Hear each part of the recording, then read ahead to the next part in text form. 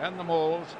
Any player who's not fully bound in that ruck, which we used to call a loose scrum, is in an offside position unless he is behind that rear line of feet. And it is pretty tense there, but a fine tackle by Stransky on Big Joe Lomo, and of course he pitched up in an unexpected position, taking the inside pass, and now Mertens with a relatively easy penalty.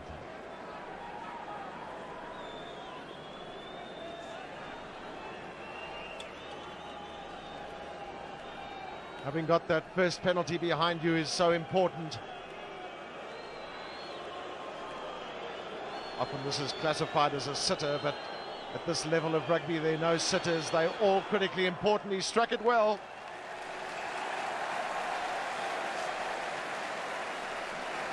"13 minutes gone then, 6 points to 3. New Zealand lead South Africa. All penalty goals coming from that man and Joel Stransky. And it's all been a question of possession. New Zealand have had just a little extra. Watch this Loma coming in on the burst, right through the middle. Prontopino went from a good tackle by the scrum half, and it's Mark Andrews who ended up with the ball. New Zealand control the ball well from the kick-ins. This is Bishop. Oh, quite incredibly, the ball bounces on the ground, and Walter Little's in there. Operates almost as a fourth loose forward, does Walter Little. Mertens and then Jeff Wilson. Just look at the good support play from New Zealand. They're all over the place. Again, the rush down the middle for Little and Kronfeld, but South Africa have tackled them behind the advantage line. Well, that's the pressure that South Africa want to exert on New Zealand, because they're going to get the advantage of the put-ins if they can tackle them like that. And the referee saying New Zealand had the ball in the maul situation and South Africa ball.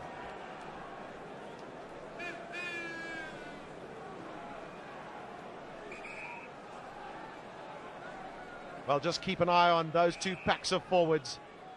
That's the New Zealand reserve bench. South Africa have the weight advantage, and front row is very definitely up against three solid men in Ollo Brown and Craig Dowd, who's the heaviest New Zealand at 118 kilograms. He's the man on the near side.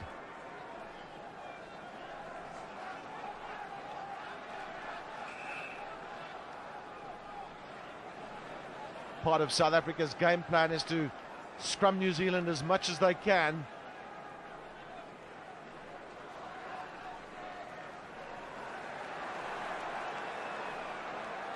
Van der Westhuizen giving Stransky the time and space. It's a lovely kick from him. Well, it was well played by Glenn Osborne, because he really had to watch himself. He was right up against the touchline. A little bit unlucky for Joel Stransky. When these hard grounds, the ball can go in any direction. It looked as though it was going towards the touch. In the last minute, it spun the other way, and a quick kick off. That's a huge punt, drop kick from Andrew Mertens, and he's in fact found touch. South Africa guilty of not watching the kicker. The man that went back there was Joost van der Westhuizen, but the question might be asked where James Small was standing. Well, he went right over his head, but that was a very, very long dropout. One thought it might drift over the touchline, but beautifully timed by the fly half, this very promising young fly half, Andrew Mertens. And New Zealand now in a great attacking position. It'll be Chris Rousseau's throw-in for South Africa. Just 4 men in. 2 props and the 2 locks. Mark Andrews, in fact, came in. This is Chris Rousseau.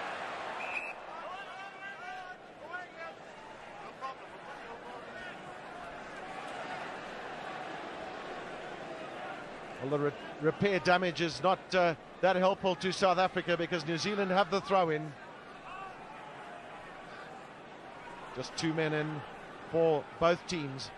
In the front, it's Brook. Brook can't take. South Africa will have advantage. Stransky, plenty of time. That's a massive punt from Stransky. Well, that's a good reply to Andrew Mertens' drop from Joel Stransky, who had a very fine line up against the touchline. Yes, South Africa having to fight their way back from being on their own line. because territorially New Zealand have had the better of the game in the first 17 minutes. Well, a lot of possession early on in this match went New Zealand's way too, but South Africa clawing their way back. No players can take, but it goes straight through to Bishop. New Zealand once again looking to play wide. This is Jeff Wilson. On the outside is Osborne.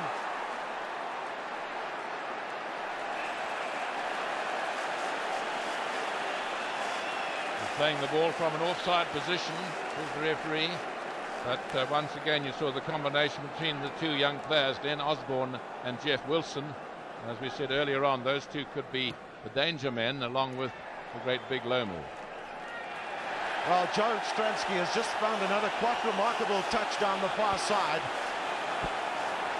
Certainly not intimidated by this Rugby World Cup final, and really a lovely kick from him. Came as a result of the penalty that was given there against New Zealand. So the last 5 minutes seesawing between the two try lines. Now can Chris Rousseau find that man Hannes Strydom or Quibus Visser in the front? Strydom with a good jump. Will South Africa use Ruben Krier running off? Well, will it be Stransky? This is Jaapie Mulder. New Zealand are never found wanting in terms of defence in the midfield. Van der Westhuizen.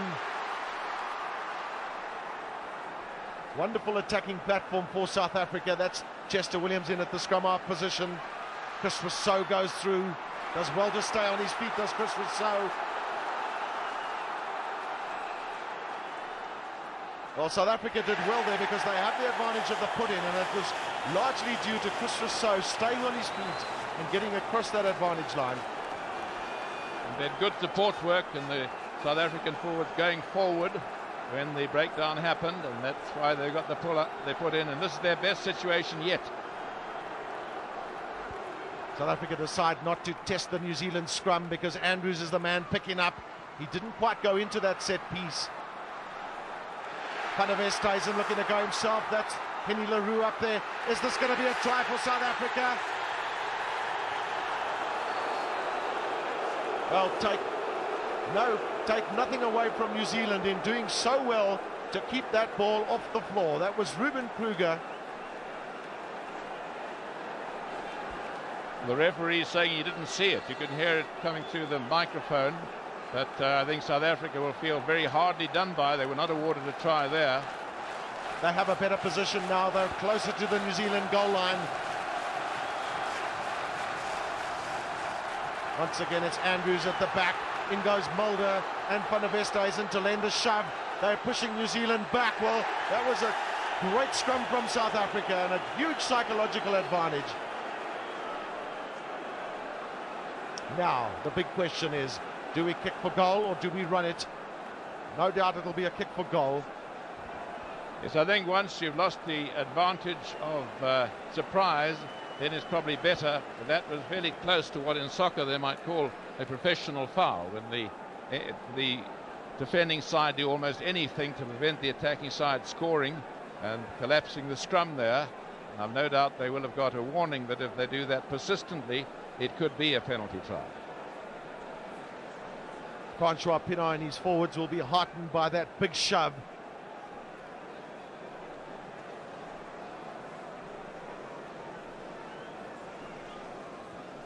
Crucial role of the kickers continues. Mertens 2 penalty goals, Stransky 1, will it be 2?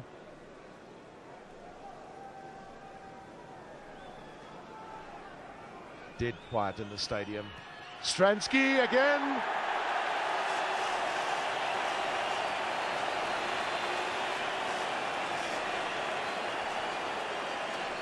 Well, 21 minutes gone then in this Rugby World Cup 95 final. Both teams locked there at 6 points each. And I think once again, not a pretty fair reflection of the play. It's been very even, very close, very hard fought, but very clean as well. Mertens goes short, but Rousseau takes well. New Zealand have looked to mix up their options in this match quite well, but South Africa have countered them.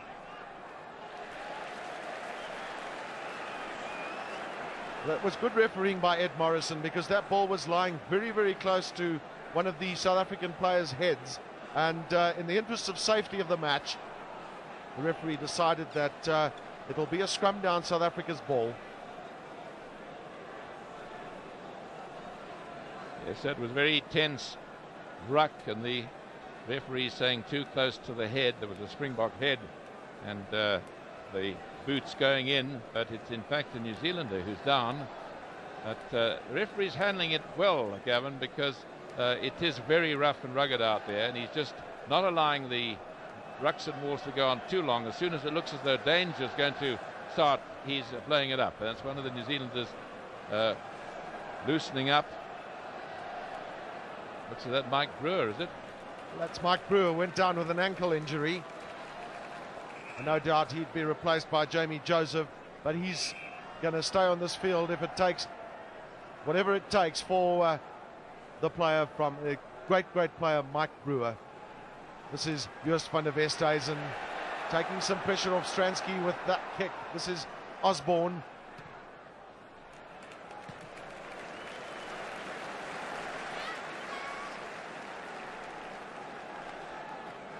South African bench in pensive mood. Took a break at Sun City in South Africa at a holiday resort for 2 days prior to getting themselves focused. Mark Andrews in the front of the line out. At the back is Hannes Strydom. At South Africa make an awful hash of this. This is Zinzan Brook. Well, that was a marginal decision there. That ball just drifting over the touchline. Zinzan Brook has been known to kick with the abilities of many backline players, known as the demolition man by his fellow New Zealanders. Interestingly enough, South Africa have territorial advantage, although they didn't have it in the first 10 minutes. But possession check goes New Zealand's way. Yes, that's the most important thing, Gavin. Sorry, I was just thinking that possession is everything in rugby. Well taken by Mark Andrews. Van der Westhuizen, who's been hard pressed. Stransky looking for space. Perhaps New Zealand didn't expect much running from the fly half. He has that ability, though. This is Francois Pienaar.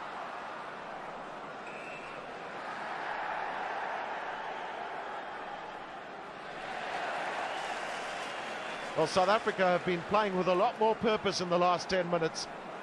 The possession that's come their way has been well used, either by kicking out of hand or the driving in the rucks and mauls. Once again, Andrews looking to pick up at the back of the scrum. It's not always the best option to run from. This is Van der Westhuizen. South Africa all over New Zealand, but New Zealand do well to come away from that.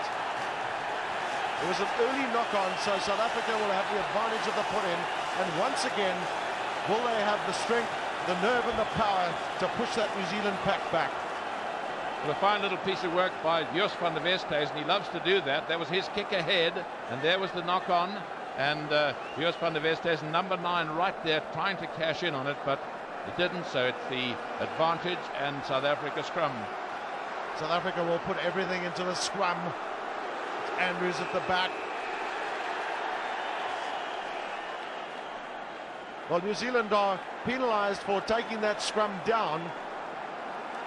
And of course, there are other options as well in situations like that in terms of penalty tries, but referee Ed Morrison correcting his decision, and South Africa then the 2 penalty goals from Stransky, so very good kicking record from him with the opportunities that have existed, and for Andrew Mertens.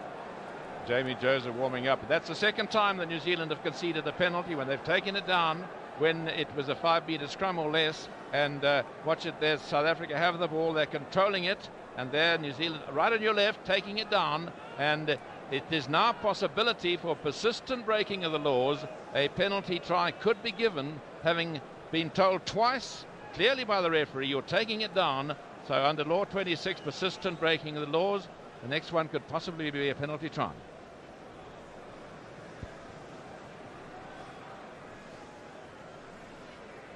Stransky's record in Rugby World Cup 95 is an outstanding one.